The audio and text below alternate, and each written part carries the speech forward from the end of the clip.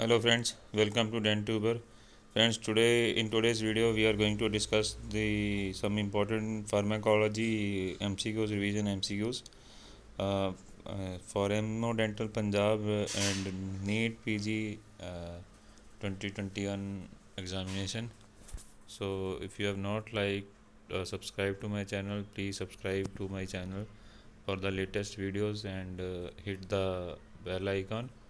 Also share this channel with your friends so that maximum people can take benefit. So let us start. The first question is, among the following benzodiazepines, which has the short half life? Which of the following has a short or shortest half life? So it's diazepam, midazolam, lorazepam, nitrazepam. The correct answer for this question is, friends, it is midazolam. Has a short half life. So, with respect to benzodiazepines, there are certain drugs which are long acting, and then there are certain drugs which are short acting. Long acting drugs are flurazepam, diazepam, nitrazepam. And short acting drugs are alprazolam, triazolam, etc. You can refer to the classification in KD Tripathi. Let us move on to next question.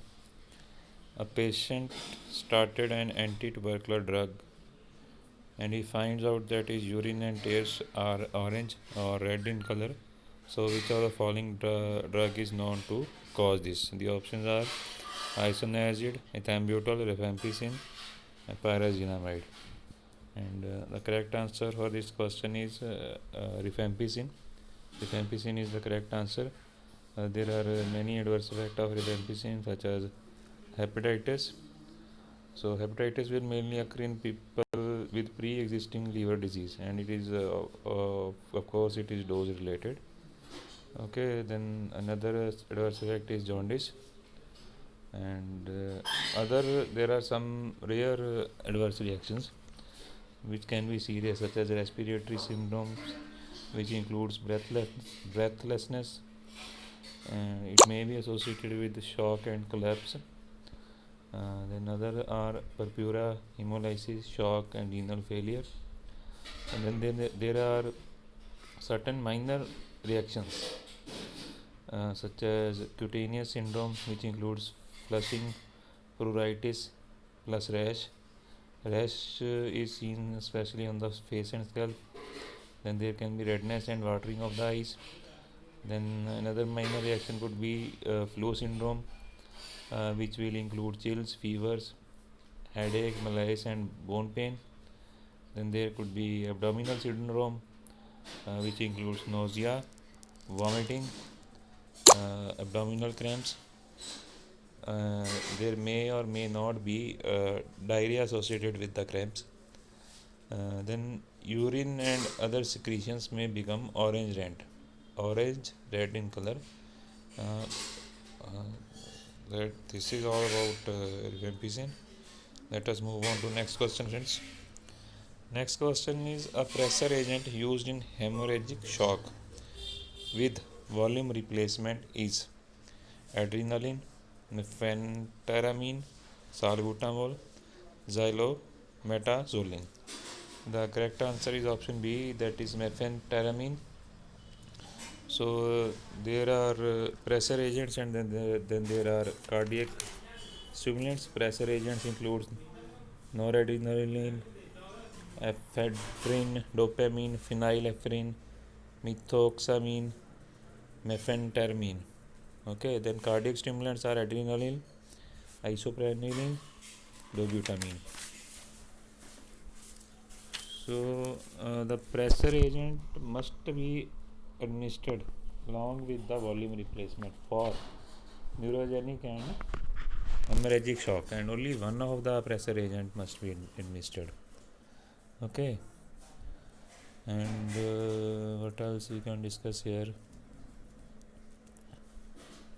So I think in anaphylactic shock, IV adrenaline is the drug of choice because it not only raises the BP but also counteracts the bronchospasm and laryngeal edema that accompanies. So this is very important point. Let us move on to next question. The next question is antihypertensive of choice in type 2 diabetes mellitus with neuropathy. Okay, and then the options are angiotensin 2 receptor blockers, calcium channel blockers, thiazide diuretics, beta blockers. And the correct answer is, friends, option A, that is angiotensin 2 receptor blocker.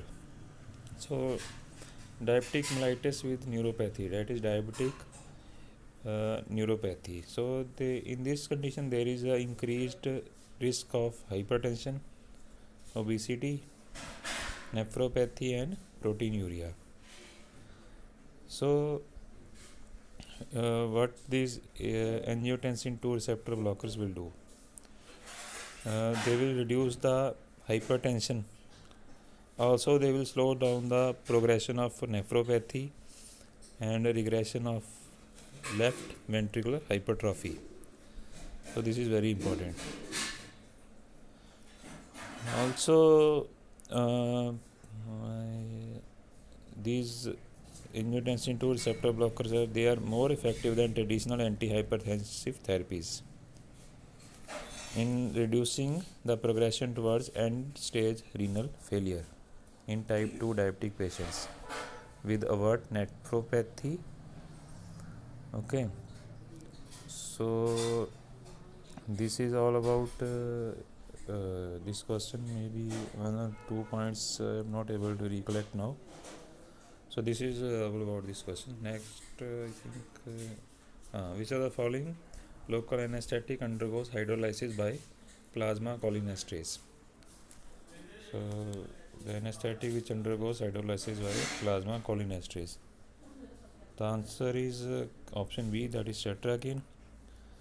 Tetracaine is a highly lipid soluble PABA ester, more potent and more toxic due to slow hydrolysis by plasma pseudocholinesterase. It is both surface and conduction block anesthetic, but its use is restricted to topical application to the eye, nose, throat, tracheobronchial tree, and rarely for spinal or caudal anesthesia of long duration. And one more point I would like to discuss. Although it is slow acting, absorption from tracheobronchial spray is very fast. This is important point. So this is, I think, all about today's video. So if you like the video, please hit the like button and subscribe to my channel if you have not already subscribed, and share the video to your friends. I will see you with the new video soon. Thank you so much, friends.